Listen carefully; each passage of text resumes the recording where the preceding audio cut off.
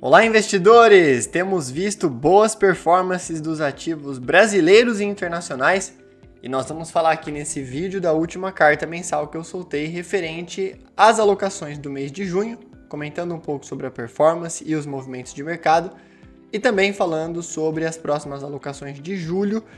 Essa recomendação você pode encontrar pedindo a carta mensal do mês de julho através das minhas redes sociais, @DayerInvestimentos. Para você que não me conhece, eu sou o Lucas Dayer, sou consultor de investimentos CVM, o que significa que eu faço um trabalho independente de consultoria de investimentos com os meus clientes. Também sou instrutor da mentoria Meu Futuro Minha Renda, onde eu ajudo os meus alunos a entenderem sobre o mercado financeiro desde o mais básico e montarem um portfólio de investimentos de acordo com o seu perfil e objetivo. Então vamos lá falar um pouco sobre os acontecimentos do último mês de junho, tanto do mercado local quanto do mercado internacional. Nós tivemos uma boa performance novamente do índice Bovespa, boa performance também dos fundos imobiliários, bolsa lá fora nos Estados Unidos também rendeu bem, apesar da alta nas taxas de juros de médio e longo prazo do Tesouro Americano, o que deveria ser um ponto de atenção para as bolsas americanas, mas não foi o caso. Ainda assim, mesmo com a alta da renda fixa, o S&P 500, Nasdaq, tiveram boa performance positiva no mês. Quem não teve uma performance positiva foi o dólar. A gente viu no mês de junho uma queda expressiva do dólar e, obviamente, isso acaba impactando as alocações internacionais, mesmo para quem estava ali investido, por exemplo, em ações americanas, pode ser que não tenha visto uma boa performance nessa classe de ativos, dado o componente de dólar que puxa para baixo esses rendimentos. Mas vamos lá, eu vou compartilhar aqui com vocês então a minha tela para nós falarmos, e eu vou utilizar como base aqui as alocações que eu passo para os meus clientes. E aqui, claro, eu estou compartilhando a carta mensal, que é uma carta mais generalista, então aqui a gente não toca em pontos individuais de cada cliente, que é muito importante no momento de fazer a alocação, que a gente de fato faça uma análise individual. Aqui reflete um pouco mais das minhas visões de mercado e, claro, o que eu vejo de analistas e economistas também acaba sendo traduzido para essa carta aqui por perfil de uma maneira mais generalista, tá bom? Então eu vou compartilhar aqui para nós vermos qual foi o rendimento. Vou focar no vídeo de hoje nas alocações de recomendação de perfil moderado. Então a gente não vai falar dos perfis conservadores, nem arrojado e agressivo nesse momento. A gente vai focar aqui mais no perfil moderado, tá bom? Então vamos lá, deixa eu compartilhar minha tela aqui com vocês. Tela compartilhada e nós podemos ver aqui já os rendimentos das carteiras que foram alocadas no início do mês de junho. Qual foi a performance desses portfólios ao longo do mês de junho? Então aqui, como eu disse que a gente focaria na carteira moderado, o portfólio de recomendação moderado rendeu 1,72 no mês de junho, aqui considerando do 1º de junho até o dia 30, tá?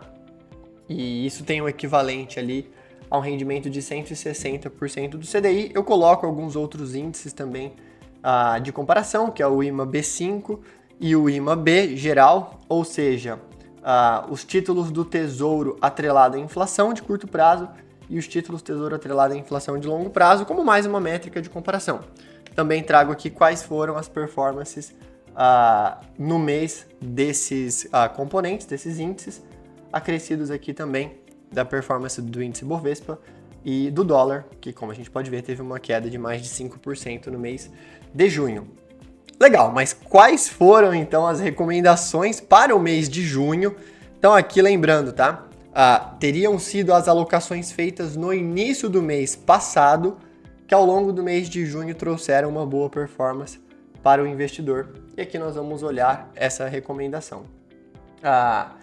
E aqui, claro, tá? Outro ponto de disclaimer importante.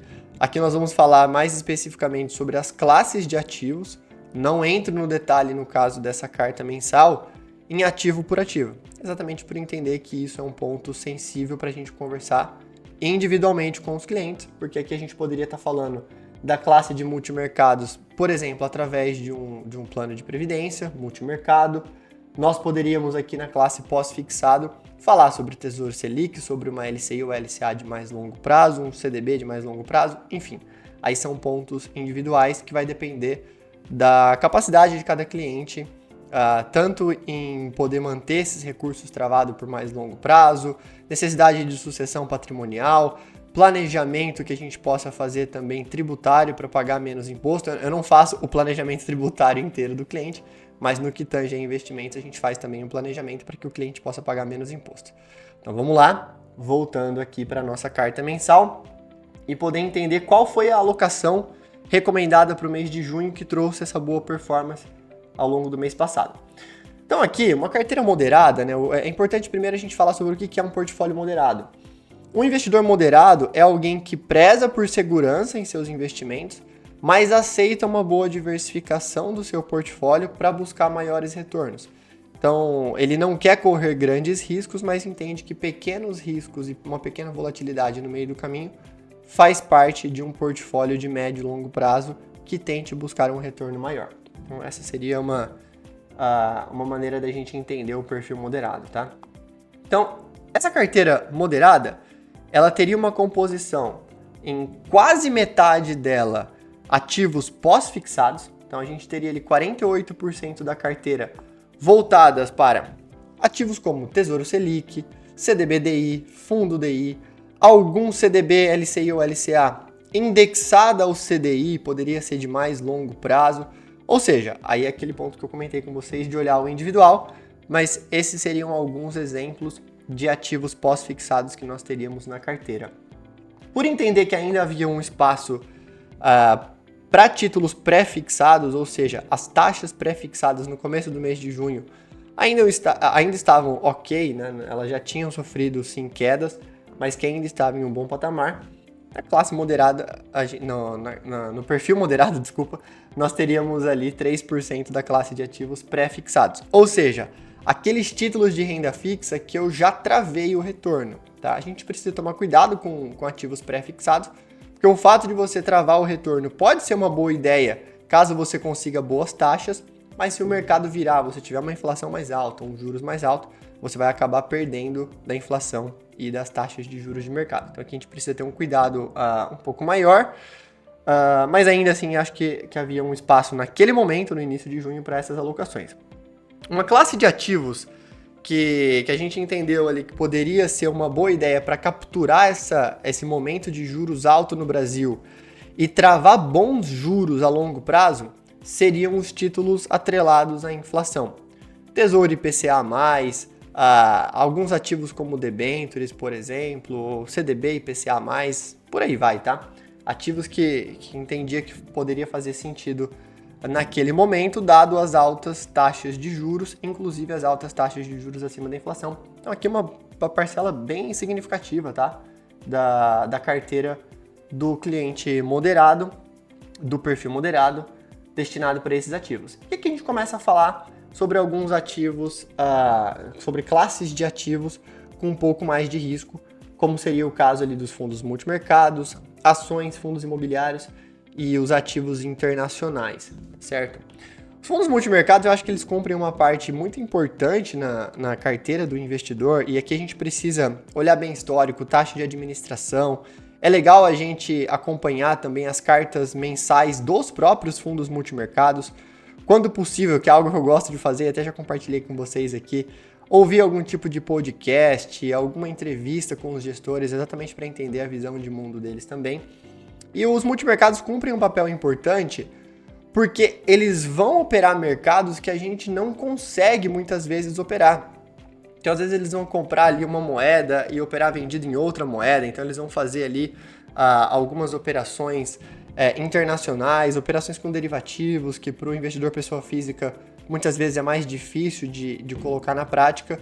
Os fundos multimercados eles fazem muito bem e eles têm essa liberdade de atuação muito rápida no mercado, e muitas vezes eles veem coisas que a gente não consegue ver ou não tem a agilidade que eles têm e o time, a expertise para mexer nesses portfólios. Então acho que é uma boa ideia a gente sempre ter um pouquinho da nossa carteira em fundos multimercados. E aqui, no início do mês de junho, os perfis moderados estavam com algo próximo ali de 8% da carteira em perfis moderados.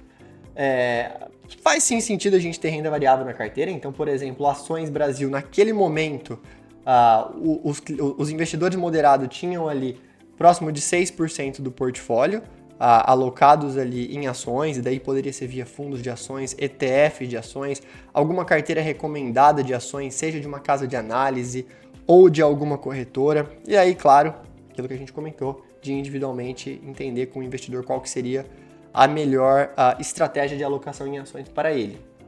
Os fundos imobiliários e Fiagro, aqui uma parcela importante, porque esses ativos, eles pagam rendimentos mensais, nós já falamos aqui sobre isso. O último vídeo que eu fiz, inclusive no canal, para você que não viu, foi sobre fundos imobiliários, para vocês entenderem ali o que é importante observar no momento de fazer uma escolha de um fundo imobiliário, quando comprar um fundo imobiliário, quando que geralmente eles pagam os dividendos. Então esse foi o último vídeo ali. E aqui é uma parcela legal, porque o investidor ele vai ver um recurso caindo na conta todos os meses, dado a alocação que ele fez aqui em ativos de renda mensal, como são os fundos imobiliários e Fiagro. Se a gente for considerar, por exemplo, né, um investidor que tem ali um portfólio de 500 mil reais, por exemplo, né, para a gente falar um valor redondo, a alocação do perfil moderado sugeriria que ele tivesse 50 mil reais em ativos de renda mensal, que seriam os fundos imobiliários e Fiagro. Se a gente olhar o que esses fundos pagaram na média, e aqui, claro, fazendo um filtro dos principais ativos que eu analiso ali, que eu passo para os meus clientes, esses clientes teriam tido um rendimento de um pouco mais de 1% no mês em dividendos. E isso já é líquido de imposto de renda, porque os dividendos são líquidos de imposto de renda. Para ser mais preciso, 1,06% de renda mensal. Então nós estamos falando em mais de 500 reais por mês de dinheiro que caiu na conta do investidor, e ele pode utilizar isso para reinvestimento, que a gente entende que é o ideal, mas claro, se for alguém que precisar desse recurso como renda extra, ele pode utilizar o recurso, afinal é um dinheiro que está na conta dele, o investidor que vai entender qual que é o melhor destino para ele no final das contas, tá? E aqui para ativos internacionais, por mais que o dólar tenha caído no mês de junho, o portfólio ainda teve uma boa performance, dado a boa performance das outras classes de ativos. E aqui é sempre importante nós entendermos, né, que a classe internacional ela cumpre um papel muito importante de diversificação e descorrelação dos ativos do portfólio. Ou seja, nós vimos aqui os ativos brasileiros performando muito bem. Isso não é uma regra, mas é uma tendência que geralmente os ativos internacionais, dado o componente do dólar versus o real, ele tem uma queda. Agora, se a gente tivesse tido um cenário oposto, aonde os ativos brasileiros não tivessem performado muito bem, não é uma regra, mas a tendência é que os ativos internacionais, dolarizados, protegessem o portfólio com uma performance superior ali do componente de dólar. Então aqui, claro que a gente quer capturar grandes ganhos em todas as classes de ativos, mas é muito importante que a gente olhe para uma carteira de investimentos sempre com essa ideia, e aqui eu já vi várias vezes, né, alguns analistas fazendo essa analogia, então ela não é minha, mas eu gosto muito de usar ela também, que é com relação ao time de futebol. Então, assim, ninguém acha ruim quando um zagueiro faz um gol de cabeça, mas no final das contas a gente precisa ter o zagueiro para defender o time, os meio-campistas, os atacantes. Então, eu gosto de olhar para a classe internacional, principalmente nas oscilações de curto prazo, como um zagueiro. Ou seja, quando a oscilação de curto prazo for negativa, geralmente as alocações dolarizadas protegem o nosso portfólio. E claro, quando a gente olha para mais longo prazo, a gente tem mercados ali que são mais importantes do que o mercado brasileiro, quando a gente faz uma comparação com os mercados globais. Por exemplo, o dólar sendo a principal moeda do mundo, os ativos americanos, europeus, etc., podem cumprir um bom papel dentro desse portfólio do ponto de vista de diversificação dos recursos, tá bom? Então aqui passamos um pouco de como que é feita uma diversificação de carteira. De novo, é muito importante a conversa individual para entender os reais objetivos e necessidades do investidor. Então tudo aquilo que a gente comentou, né, de planejamento sucessório, de tentar pagar menos imposto através dos seus investimentos, necessidade de recursos no curto prazo, então uma necessidade de liquidez, de reserva de emergência, etc. Tudo isso é muito importante que a gente faça uma conversa individual, mas aqui acho que deu para entender de forma geral, como que a gente monta um portfólio diversificado. Usamos aqui um perfil moderado para que a gente não tenha nenhuma carteira tão conservadora com uma diversificação menor, nenhuma carteira tão arrojada, porque daí poderia assustar alguns de vocês que nunca viram esse tipo de portfólio diversificado. E aqui você que quer receber essa carta mensal, só que já com a visão para julho, ou seja, quais teriam sido ali boas alocações para o mês de julho, mês que nós estamos, me chama nas redes sociais. Minhas redes sociais são todas elas, tá? TikTok, Instagram, Dyer Investimentos. Então, assim como o nome do meu canal aqui, me chama lá no Instagram, no TikTok, me chama no direct que eu envio para você essa carta mensal já com as atualizações para julho, e daí depois a gente pode no mês de agosto ver como que performou a carteira no mês de julho. Então é isso, espero que vocês gostem desse vídeo, boa semana para todos vocês, bons investimentos, e claro, se você gostou desse vídeo, deixa o seu like, se inscreve aqui no canal do YouTube para você ver os próximos vídeos como esse, e me segue lá nas redes sociais também. Valeu galera, então, boa semana, forte abraço e bons investimentos!